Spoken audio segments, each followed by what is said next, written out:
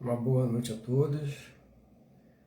São 8 horas e 27 minutos. Vamos ainda aguardar mais 3 minutinhos para nós iniciarmos o nosso estudo da noite.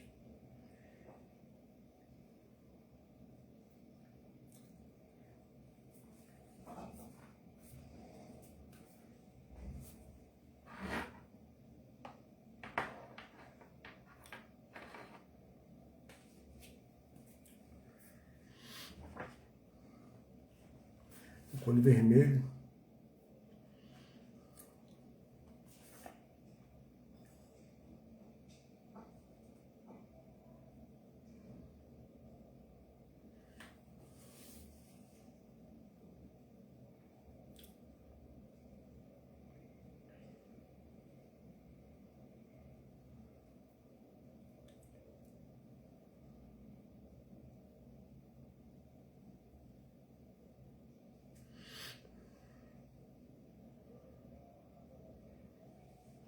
Boa noite, Greg.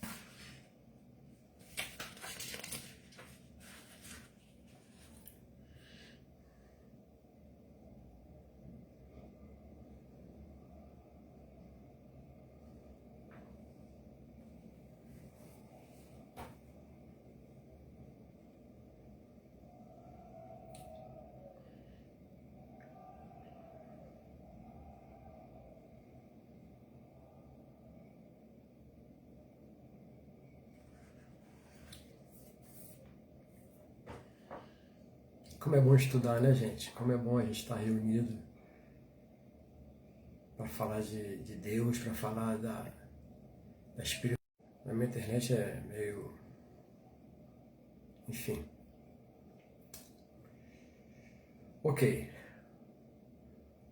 20h30, estamos no nosso horário. Vamos começar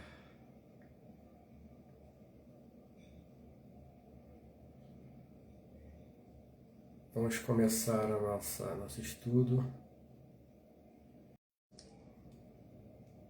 Todo trabalho cristão deve ser iniciado com uma prece e em agradecimento, principalmente, pela oportunidade. Então vamos pensar muito nos amigos espirituais que nesse momento nos acolhem, nos dão a inspiração necessária para que possamos transmitir toda essa mensagem que a gente precisa transmitir de maneira clara, objetiva e que principalmente seja proveitoso, que esse estudo seja proveitoso ao máximo para todos nós que estivermos vendo isso neste momento e os que estiverem vendo depois, através da gravação, também se sintam oportunizados em conseguir informações boas, elevadas sobre a espiritualidade, sobre a visão de inferno, sobre a visão de Deus. Que os Espíritos bondosos estejam conosco, que Jesus, esse Mestre amoroso, seja sempre e sempre a nossa inspiração. Graças a Deus. Bom, queridos, queridas, uma boa noite para todos nós. Que a gente tenha realmente essa noite de estudo bem proveitosa, bem proveitosa. Eu tenho nos meus últimos estudos iniciado com uma reflexão que eu estou achando necessária nesse momento. Aliás, são duas reflexões que eu tenho achado que são necessárias nesse momento. Na época de Jesus, antes de Jesus, várias religiões, nós frequentávamos os cultos, cantávamos nossos cantos, Nós botávamos a nossa roupa de ver Deus, a nossa roupa melhorzinha, e íamos para os nossos encontros religiosos. E saímos de lá como se nada tivesse acontecido. A nossa vida, a nossa rotina continuava sempre a mesma. Com o evento de Jesus, com o evento do Evangelho, isso mudou um pouco, porque Jesus, o que ele espera de nós, o que os espíritos bondosos esperam de nós, é a nossa reflexão. Muitas vezes nós acabamos de assistir uma palestra, no tempo, pelo menos no tempo da palestra presencial, as pessoas se sentavam, assistiam a palestra, acabava a palestra, pelo menos na minha casa, que é uma casa grande, que é o SEMA lá do Recreio, as pessoas se levantavam desesperadamente, algumas já mexiam no celular, e ninguém pensava, ninguém refletia sobre a mensagem que foi dita. Às vezes a gente assiste um bom filme com uma boa mensagem enobrecedora, e, no entanto, nós perdemos a oportunidade da reflexão. O que é que foi dito? Então, muitas vezes nós saímos de algumas palestras realmente felizes, realmente nos sentindo muito bem. E a gente chega no portão da Casa Espírita alegre, e encontra com um amigo, e nossa, assisti uma palestra agora, foi maravilhosa, o que foi dito? Ah, um monte de coisa. Tá, mas qual foi o tema? O tema foi um tema muito bom, o tema foi muito bom. Ok. Mas o que ficou da palestra? O que você registrou da palestra? Ah, um monte de coisa. Enfim, a gente sai vazio, a gente sai realmente com o espírito preenchido, porque nós ficamos num ambiente que está lotado de fluidos positivos emitidos pela espiritualidade amiga, mas na verdade, para a nossa reforma íntima, pouca coisa aconteceu, pouca coisa mudou. Basicamente não refletimos. E vejam, até mesmo o nosso comportamento. Eu gosto muito de falar de comportamento, eu acho que a doutrina espírita é comportamento.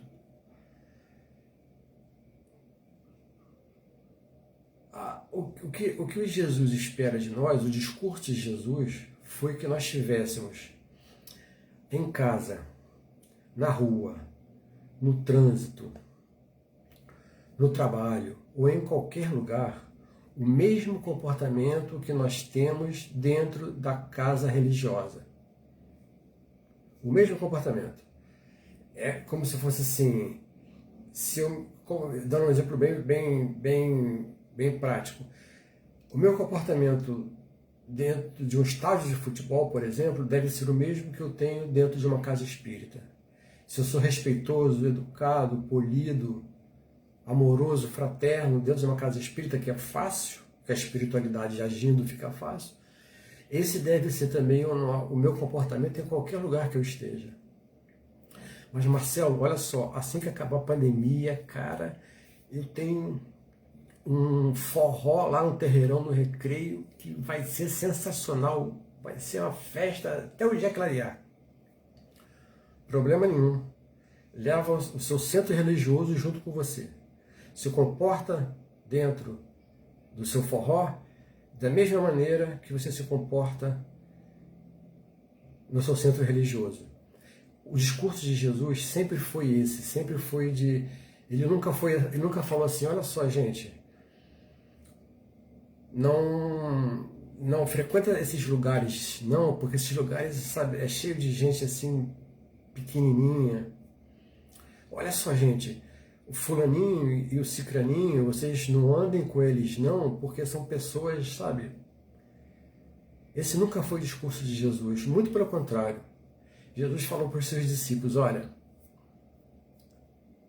vocês vão sair por aí, vocês vão ser apedrejados, vocês vão ser perseguidos, vão querer matar vocês, mas fica tranquilo, está tudo no pacote. Esse era e é o discurso de Jesus, que a gente atue com tudo que a gente tem de aprendizado, de experimentação numa casa religiosa, que a gente leve isso para a sociedade. Esse que é o verdadeiro ir e pregar, ide e pregai. Ide e pregai não é ide e ficar falando dos outros.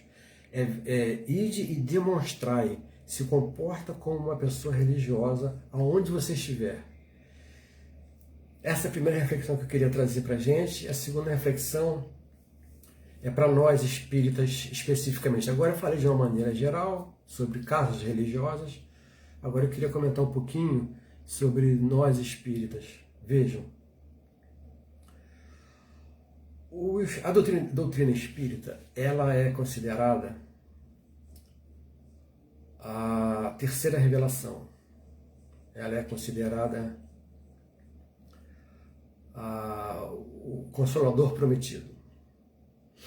O Consolador prometido. Ok. Então, muitas vezes, nós espíritas, nós reproduzimos essa afirmativa com muita ênfase. Nossa, nós somos o Consolador prometido. Quando vamos conversar com alguém, nós estufamos o peito e às vezes até mesmo com uma certa arrogância. Não, porque a minha religião é o Consolador prometido. Ha! Aí a pessoa pergunta assim, tá, mas quem disse que vocês são os Consoladores prometidos? Ah, o Evangelho segundo o Espiritismo, está lá escrito no Evangelho segundo o Espiritismo. Sim, mas quem escreveu o Evangelho segundo o Espiritismo foram espíritas. Então, por onde mais a gente sabe, a gente pode dizer, a gente confirma, a gente ratifica essa informação de que vocês são os Consoladores prometidos? Normalmente a gente fica sem resposta. É aí que está o complemento da minha primeira reflexão que eu trouxe. Vejam bem, queridos, doutrina espírita é realmente o Consolador prometido. A doutrina espírita traz conceitos elevados sobre a vida conosco mesmo, a vida com o próximo e a vida com Deus. Então, é um consolador porque vem trazer uma série de informações que nos consolam.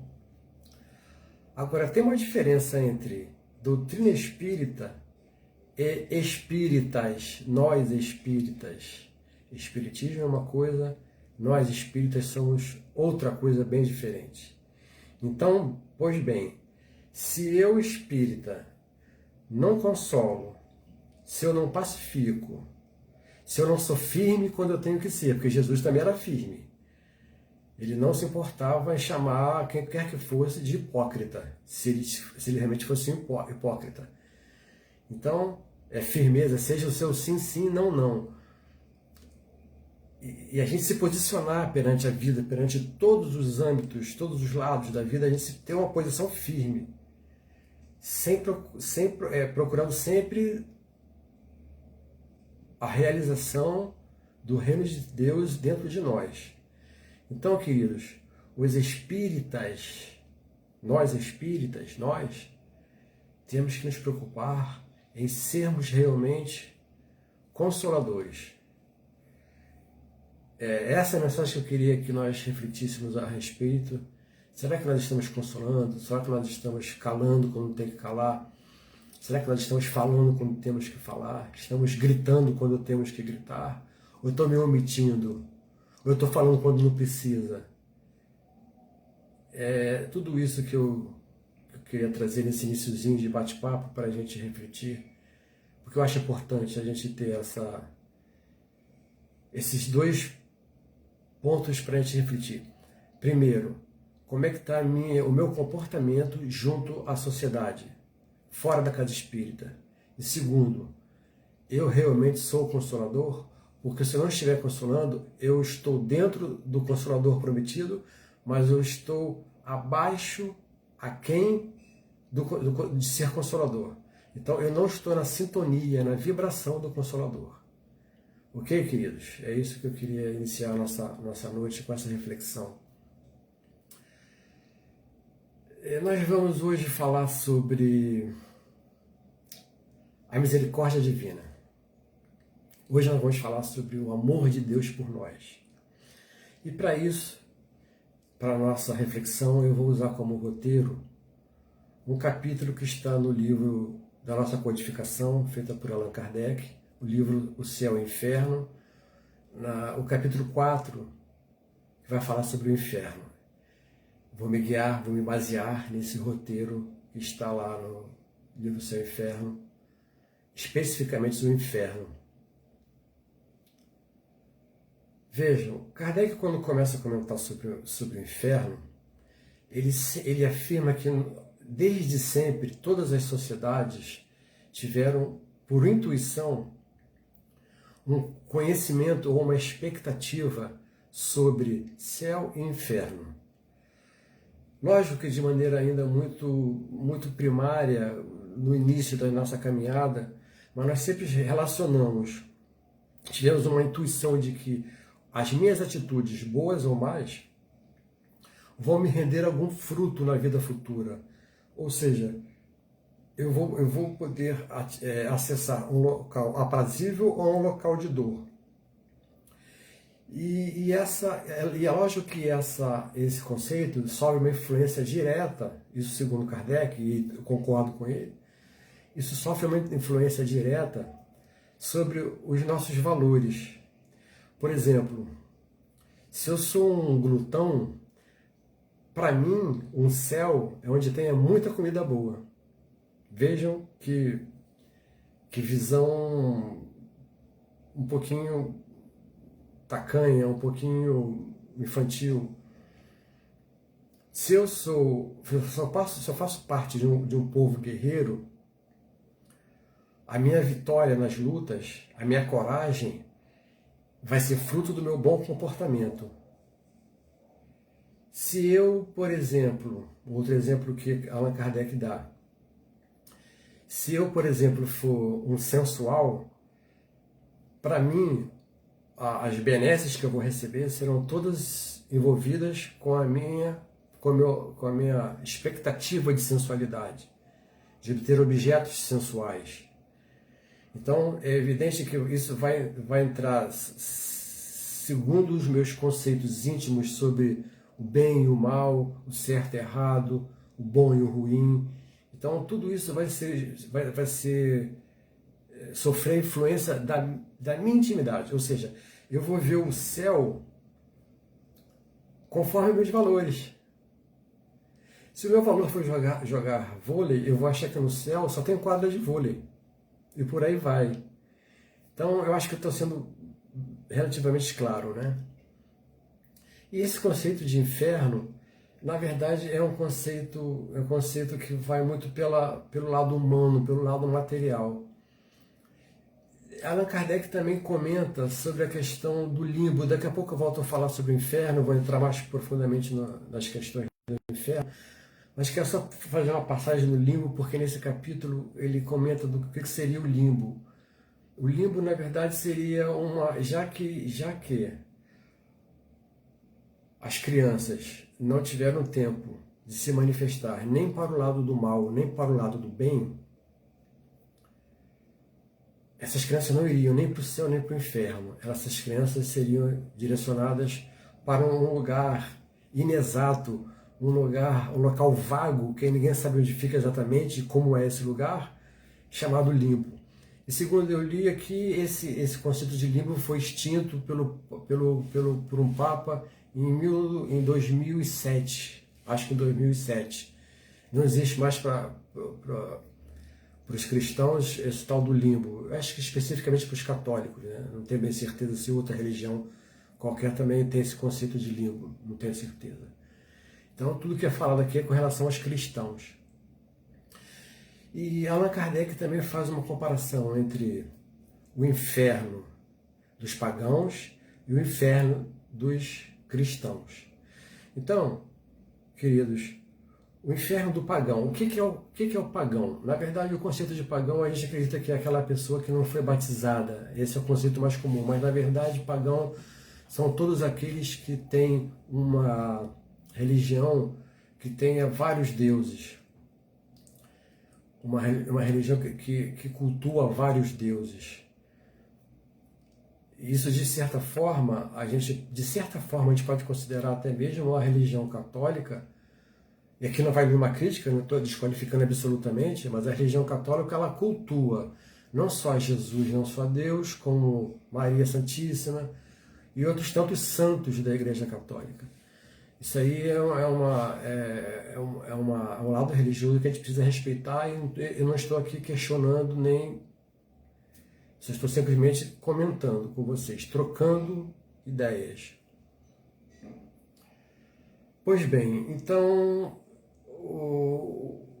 aquele povo que tinha muitos deuses, aquelas religiões que ainda tem algumas religiões que têm muitos deuses, esses são os pagãos. E no inferno pagão, o que Kardec conta pra gente sobre o inferno pagão? É bem interessante. Ele é mais ameno, ele é menos abrasador do que o inferno dos cristãos, por incrível que pareça.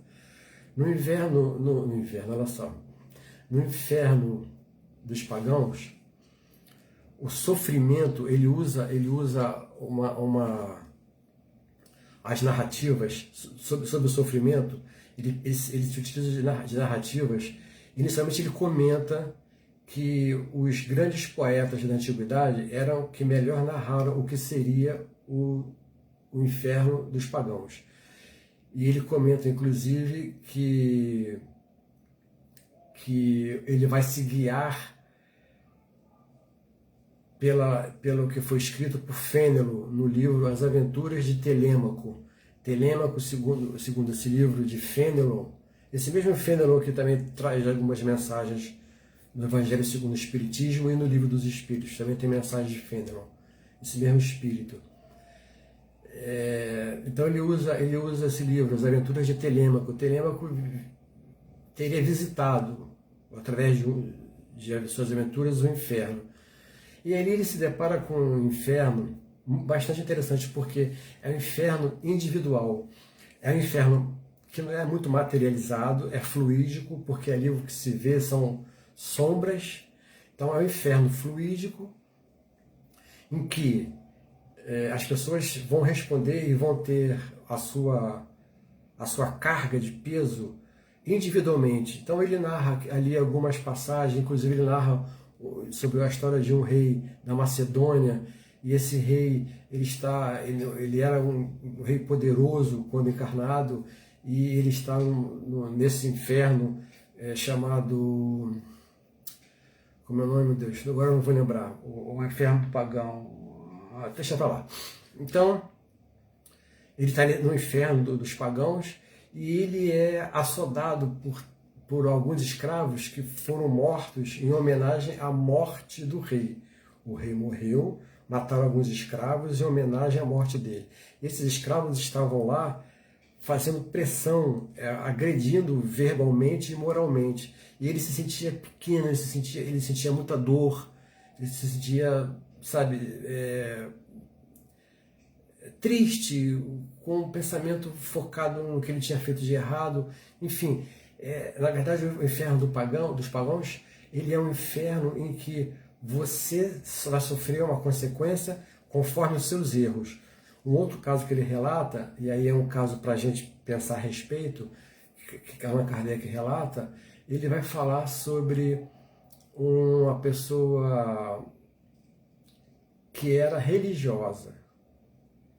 Uma pessoa religiosa, e que essa pessoa religiosa, ela tinha se utilizado da religião para enganar, para se prevalecer.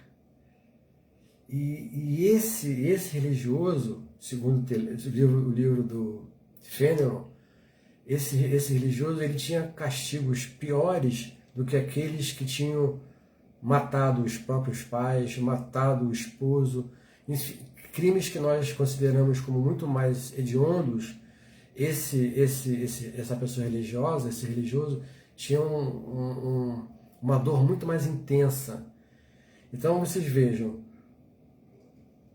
é individual o castigo e conforme o tipo de equívoco. Então eu estou chamando de castigo porque é o modo como está escrito lá. Depois a gente vai falar um pouco sobre essa questão de castigo. E ele aprofunda muito mais, é um texto longo sobre o inferno dos pagãos, mas ele via nessa comparação o inferno pagão com o inferno dos cristãos, que o inferno cristão era muito pior, por incrível que pareça. Ali você sofria eternamente, você morria, os condenados ao inferno.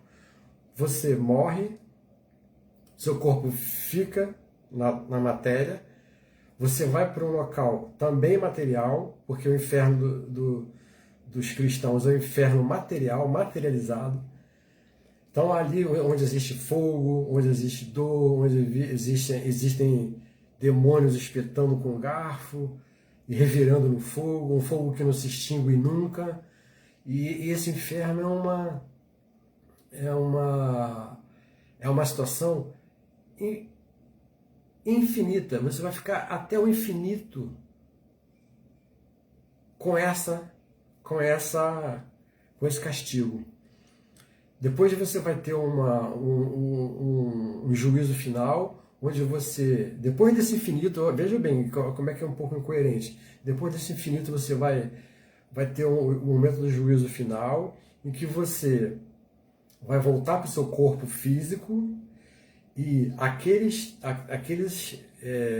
abençoados, santos, vão ter um corpo físico belo, resplandecente, e aqueles que pecaram vão ficar com o corpo manchado, marcado pela destruição, pelo seu mal.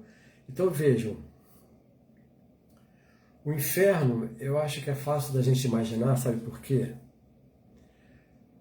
Porque nós temos um inferno parecido, nós temos uma área de sofrimento chamada umbral. Então, nós, mal comparando, seria a grande preocupação do espírita seria não ir para o umbral. Tem um palestrante cearense, bem famoso, que eu não me recordo o nome dele.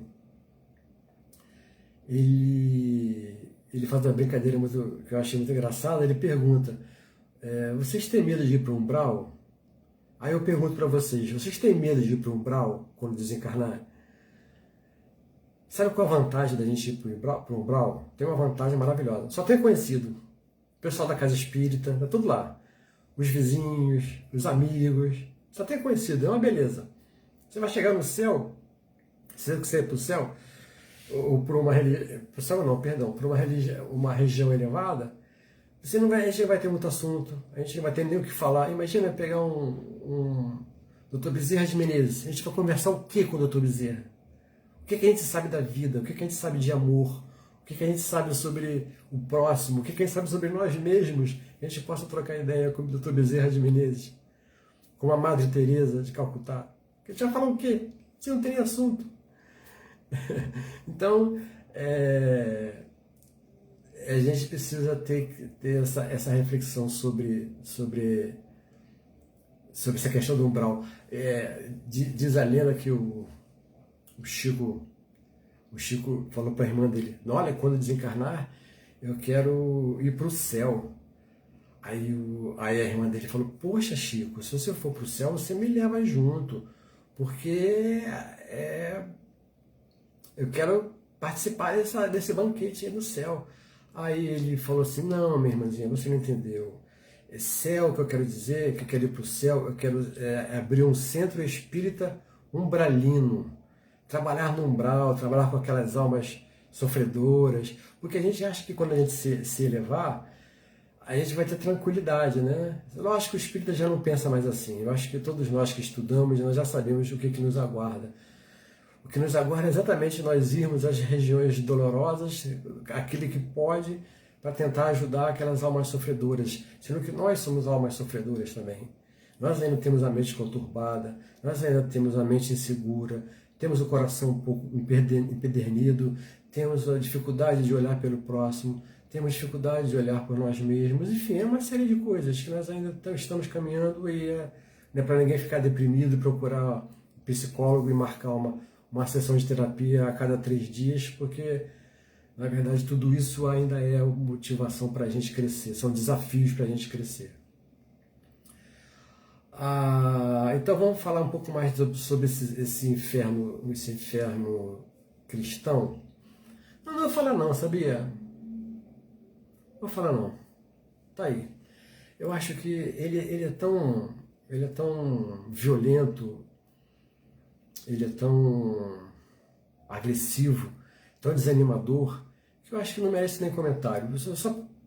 Só para a gente entender muito rapidamente, acho que todo mundo já tem uma noção do que seja o inferno, onde a gente fica ardendo em rios de fogo, em caldeirões de fogo, e a gente arde sem se consumir, nosso corpo não se consome nada, e Allan Kardec no livro ele chega a comentar que se nós pudéssemos mergulhar, sair do inferno, desse caldeirão de fogo, e pudéssemos mergulhar num rio de lava, num vulcão, seria mais agradável do que a situação dentro do caldeirão do inferno. Então, existem várias outras nuances que Kardec comenta, acho que todo mundo conhece, pelo menos já ouviu falar de diabinhos espetando, de bichos, de serpentes, e, enfim, é uma visão muito doída e que não cabe, absolutamente não cabe. O nosso inferno, queridos, deixa eu comentar aqui, me veio aqui a memória. José Carlos de Luca, aquele escritor do livro Médico Jesus e de tantos outros, maravilhosos, livros maravilhosos. O De Luca, ele numa palestra lá no SEMA, a minha casa sede, eu tenho várias casas do coração, várias, mas a minha sede é o SEMA, lá do Recreio, conforme eu já disse. O De Luca, ele comentou numa palestra que ele estava indo fazer um check-up no médico. Claro, quem faz check-up é médico. Então ele falou que estava numa via lá em São Paulo, em que a pista abre um pouco, ela fica um pouco mais larga, e os carros costumam, os espertinhos, sair da pista normal, pegar a pista tipo um acostamento, para lá na frente voltar para a pista normal. Ele falou que todo dia ele passava ali, tinha esse problema. Aí naquele dia ele falou assim, hoje eu não vou deixar ninguém entrar na minha frente. Quando ele pensou assim, hoje ninguém entra na minha frente, vocês acham que ele piorou a situação ou melhorou? O que vocês acham? Pois bem, a história continua. Aí ele foi andando, era um engarrafamento. Na hora que ele chegou lá no finalzinho da pista do acostamento, tipo um acostamento, um carro embicou para entrar na frente dele. O que ele fez? Ele acelerou e colou, isso ele contando. Colou, eu acho até que foi a história dele, que ele não tem muito perfil de quem faz isso não. Ele colou na traseira do carro da frente. Não vou deixar ele entrar. Vocês acham que ele piorou ou melhorou a situação?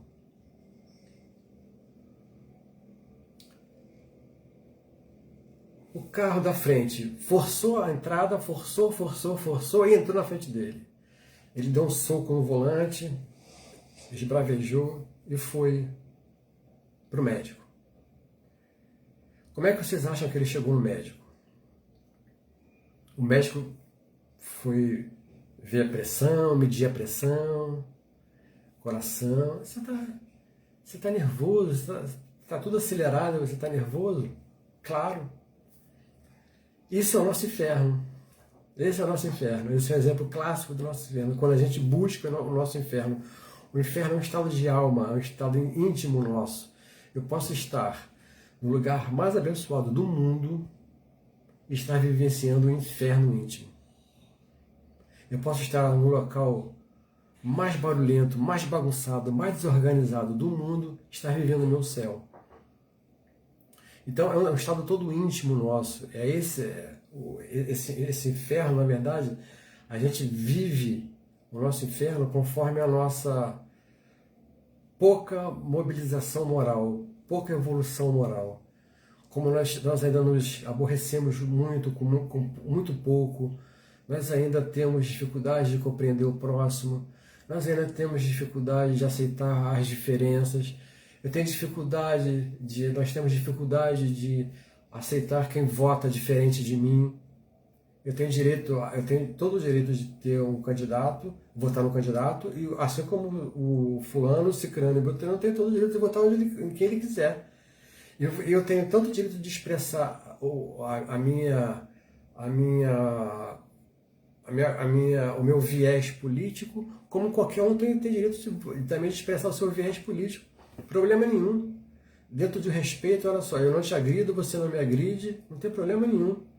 Só que a gente não respeita. O problema é que a gente não respeita, a gente não se controla, a gente tem que agredir o outro, a gente precisa ainda viver um momento tão politizado, tão polemizado. Gente, que bobagem. Vamos emitir a nossa opinião, sim, ok. Eu emito minha opinião. Quem me acompanha nas redes sociais sabe que eu emito minha opinião, com veemência, porque o meu falar é sim, sim, não, não. Mas eu respeito totalmente quem pensa diferente de mim. Não tem problema nenhum. A amizade continua. Eu tenho vários amigos que divergem de mim politicamente, mas no geral nós não conseguimos isso, nós usamos, estou falando de política, porque o momento é muito complexo para a gente. A gente precisa ter essa noção de que a nossa grande briga sempre foi no trânsito, mas esse momento de viés político está incomodando a agressividade, está incomodando. Você fala uma coisa, vem alguém rebater, quando o outro não tem nada a ver contigo, quando você não tem nada a ver com a opinião do outro. Vamos respeitar mais, gente, vamos nos respeitar mais. Isso é viver no inferno, é viver fiscalizando a vida alheia, fiscal da vida alheia, é o emprego que a gente costuma ter. A gente reclama de inferno.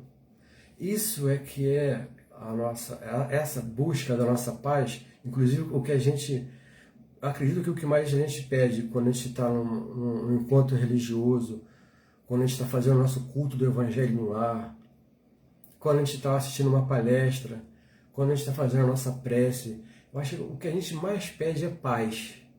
O que a gente mais pede é paz. E na verdade o que a gente menos busca é a paz. Queridos, essa é a verdade. Vamos refletir sobre isso. Dever para o lar. Quem me conhece sabe que eu passo sempre um dever para o lar. Eu não passo dever para casa, porque quem mora em apartamento não faz, porque diz que o dever foi para casa e não para apartamento. Então eu não passo dever para casa, eu passo dever para o lar, ok? Então, dever para o lar. Vamos refletir, vamos pensar a respeito sobre esse meu comportamento. Se eu estou seguindo o comportamento que vai me trazer paz ou se eu estou cultivando sistematicamente o mesmo comportamento que vai tirar a minha paz. E eu reclamo que não tenho paz. Se reconcilia com teu adversário enquanto estás a caminho.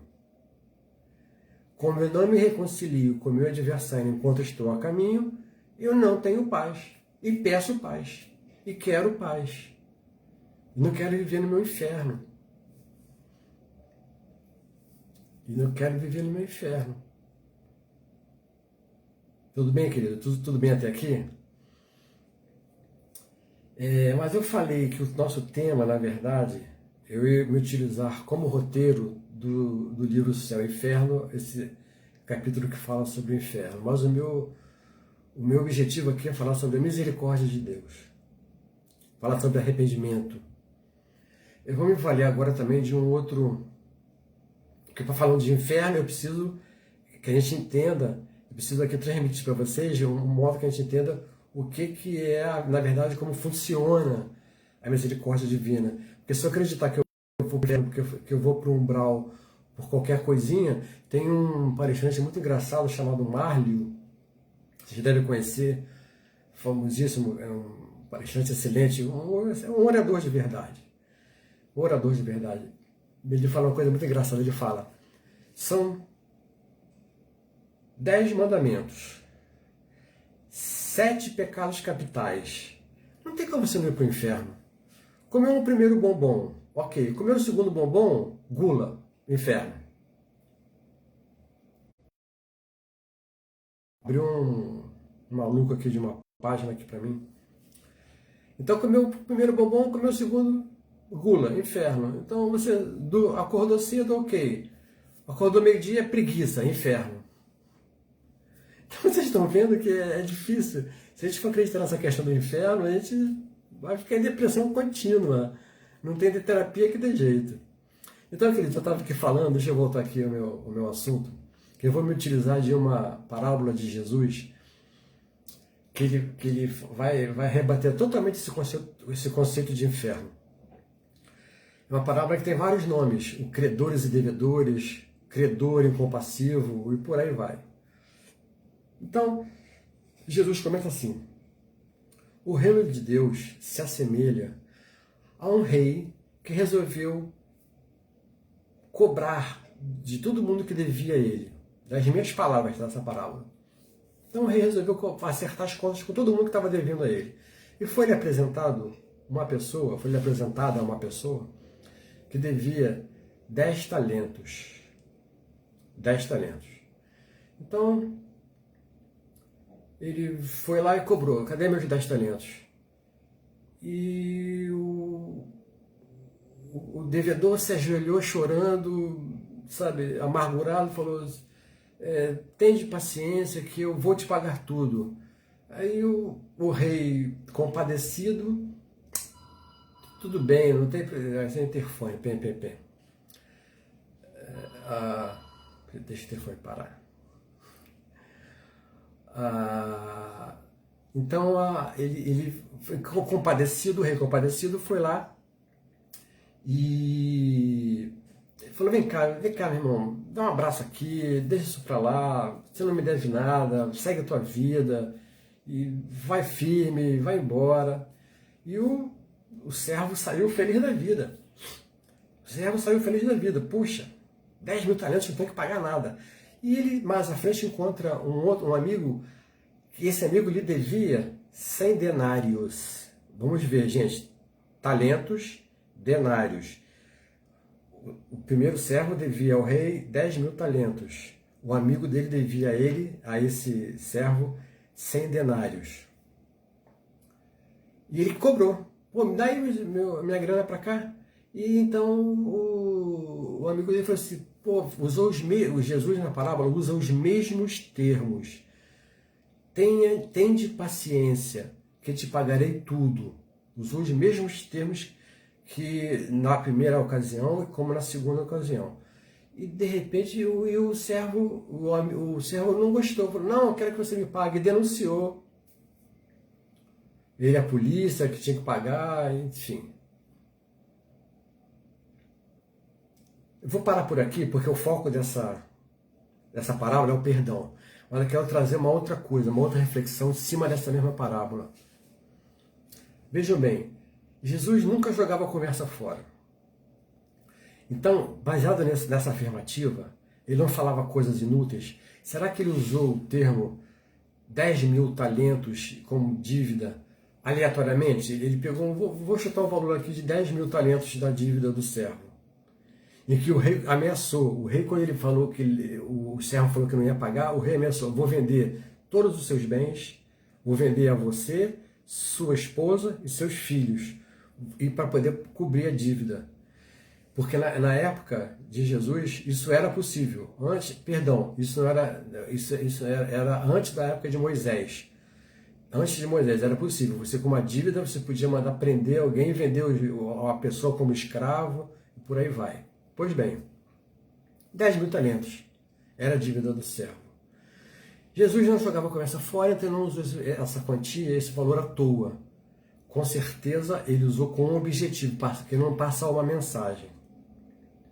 A gente sabe qual é a mensagem desses 10 mil talentos? A gente sabe quanto vale um talento? A gente sabe quanto vale 10 mil talentos? A gente sabe quanto vale um denário? Porque se a gente não tiver essa comparação, nós vamos perder muito de conteúdo dessa parábola. Então vamos lá. Um denário corresponde a um dia de trabalho. Mais ou menos correspondia a um dia de trabalho. Por isso se chama denário, um dinheiro por um dia de trabalho. A dívida do amigo com o servo era de 100 dias de trabalho. Ok. E quanto que vale um talento, Marcelo? Vou dizer agora. Um talento, existem algumas divergências entre alguns estudiosos, existe uma equivalência em tempo trabalhado, existe uma equivalência pelo peso do ouro, e mesmo o peso do ouro, uns falam em 26, outros falam em 43, então não tem muito consenso. Mas eu vou usar o que a maioria, pelo menos a maioria se utiliza do conceito de que um talento equivalia a 6.000 denários. Um talento equivalia a 6.000 denários. Vamos fazer uma conta? Não é espiritismo, é matemática.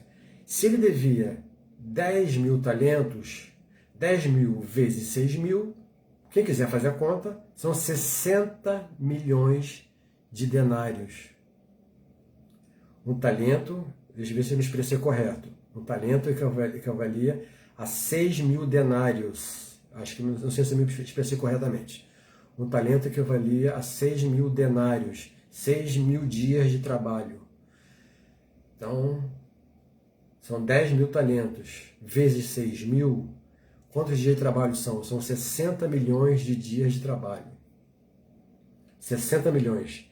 Quem quiser fazer a conta em anos para poder pensar melhor, são 164.383 anos e meio de trabalho para pagar 10.000 talentos.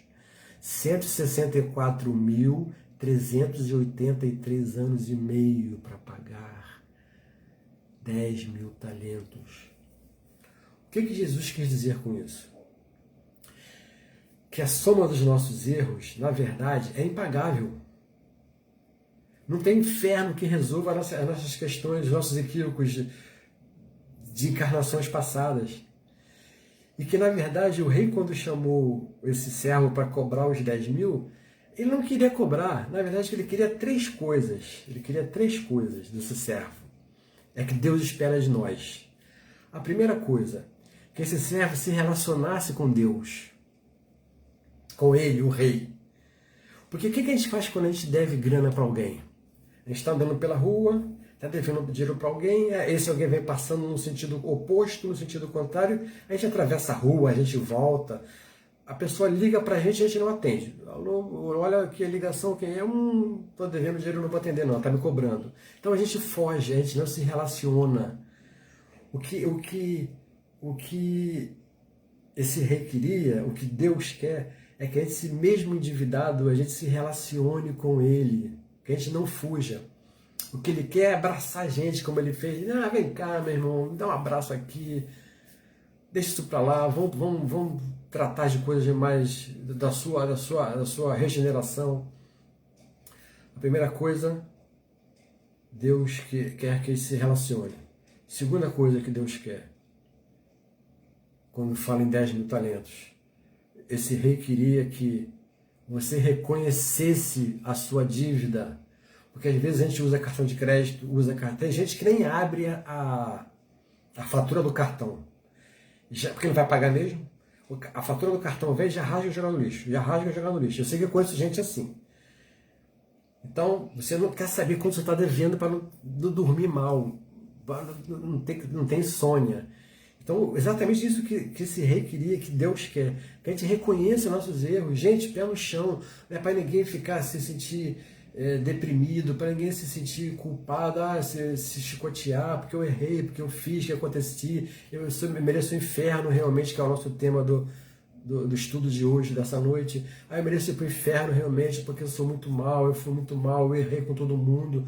Tá bom, a gente errou sim, mas vamos aprender, porque a gente erra e acerta, a gente... Retificando, a gente acerta e não acerta. A gente acerta e não acerta. E não acertar faz parte do jogo, faz parte da vida. O que a gente tem que fazer é aprender com o erro. A gente aprende acertando e aprende não acertando. O que eu não posso é ficar sistematicamente repetindo o mesmo erro. Isso sim gera expiação. Agora, o erro que gera aprendizado não tem problema nenhum. Isso que é doutrina espírita bem compreendida. Porque eu vou para o umbral, porque eu fiz mal. Tá, mas quando você fez, você não sabia o que você sabe hoje. Mas Marcelo, eu fiz 300 abortos. Ok, você fez, não está fazendo mais. Não está fazendo mais, acabou. Esquece isso. Ama, trabalha numa creche, ajuda crianças. Pronto. Então, essa é a segunda coisa que Deus quer. Que a gente reconheça. E terceiro, que a gente pare de se equivocar.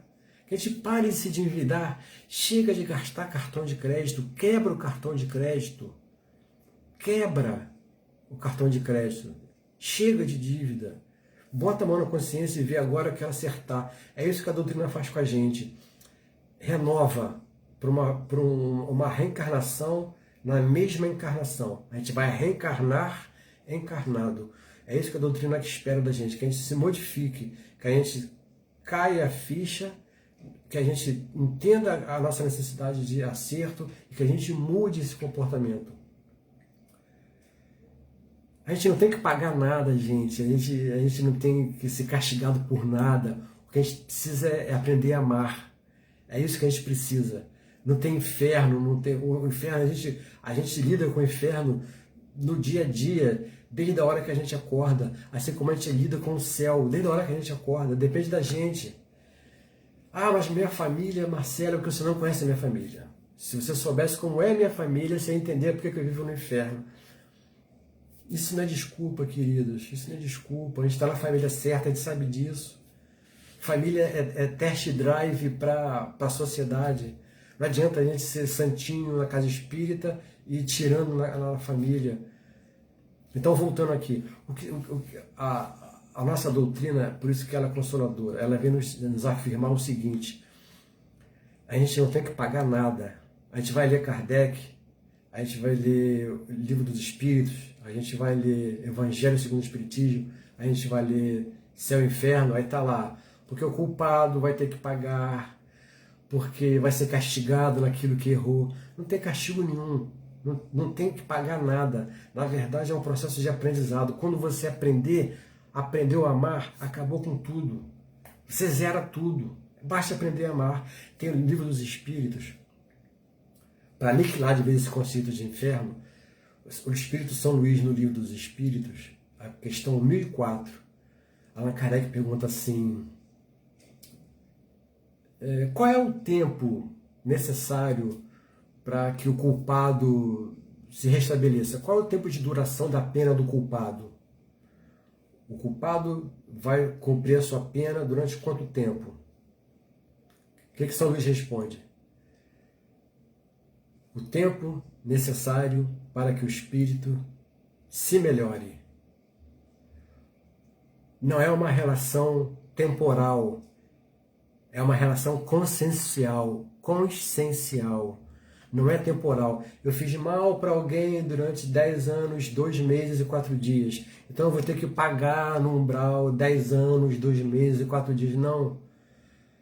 Se você aprendeu a amar, não tem problema nenhum. Até porque tudo que você for fazer depois de espinhoso, na nossa visão ainda, que para a gente acordar cedo é espinhoso, trabalhar é espinhoso, para os espíritos bondosos nada disso é espinhoso. Ao contrário.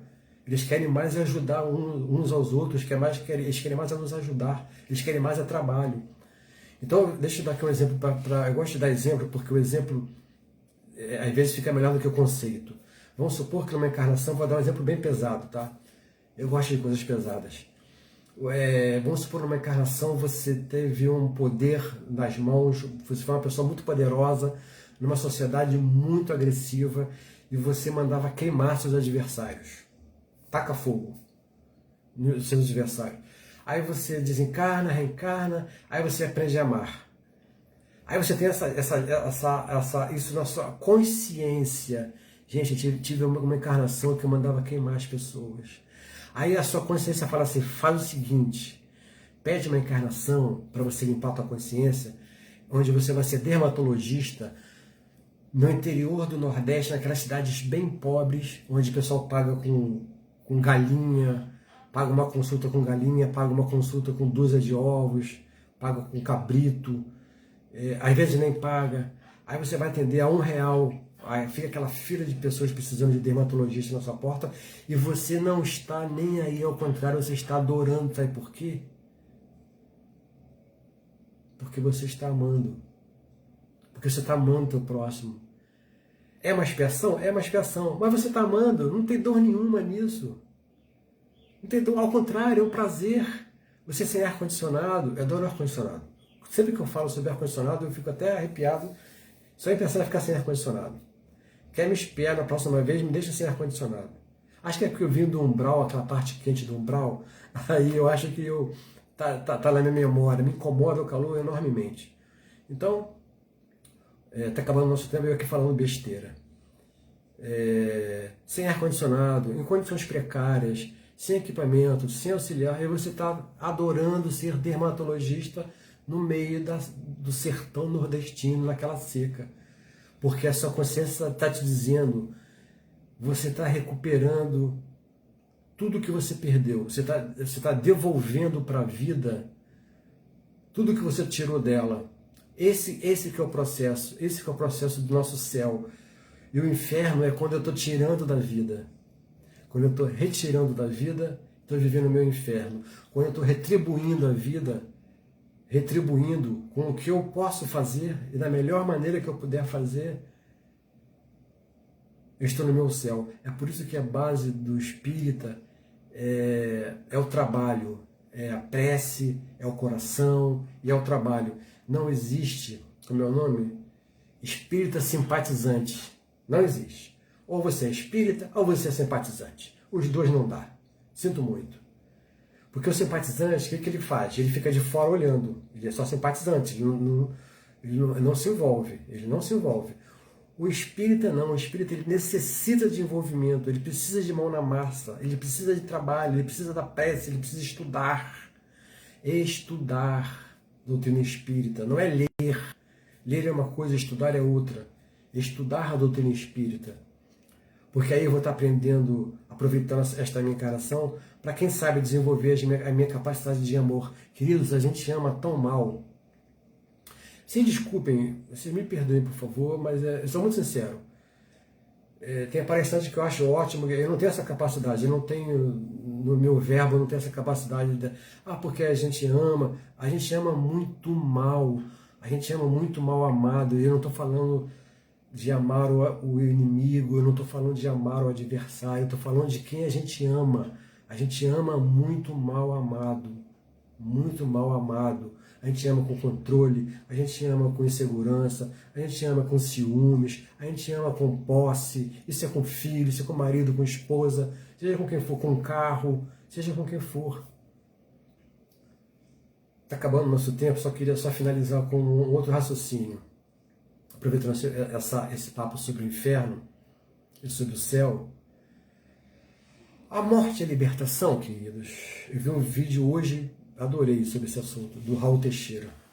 A morte é libertação? Sim e não.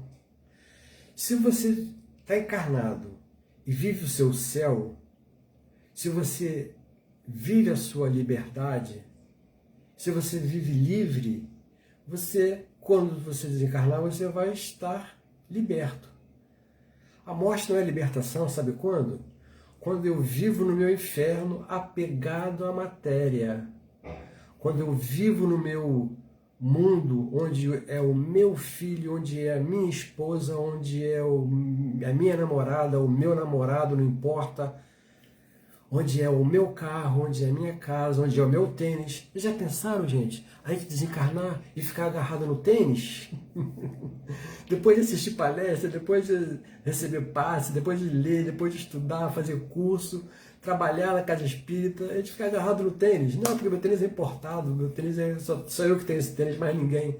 Ele pertenceu a alguma pessoa famosa. Enfim, a morte só é libertação, queridos, quando nós somos livres. Quando nós temos apego, nós estamos vivendo no nosso inferno. Porque quando se apega à coisa material, o nosso inferno ele é doloroso, porque a matéria ela é finita, ela é impermanente. A matéria, acreditem, a matéria é impermanente. Emmanuel, do Espírito Emmanuel. Tudo aquilo que nossos olhos materiais observam, ou está morto ou vai morrer. Uma frase dura, né? Ou está morto ou vai morrer. E é verdade. Tudo que nossos olhos observam, toda a matéria vai se desfazer. Então, se o meu coração está agarrado nessa matéria, eu estou vivendo um inferno. Porque a gente pode perder de uma hora para outra. Isso vai gerar uma dor terrível. Caiu, né? Gente, olha só para a gente encerrar então.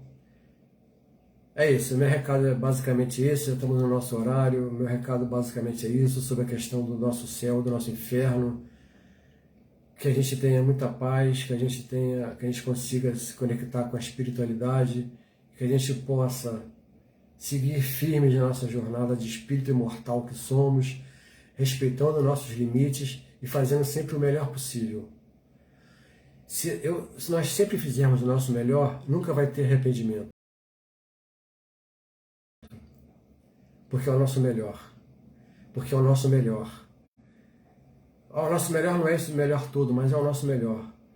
Então vamos fazer, se é expiação, se é prova, se é inferno, vamos fazer, queridos, o nosso melhor. Sempre. Fazer o nosso melhor. Que Jesus nos abençoe, muita paz a todos e que esse mestre querido seja realmente a nossa inspiração. Graças a Deus.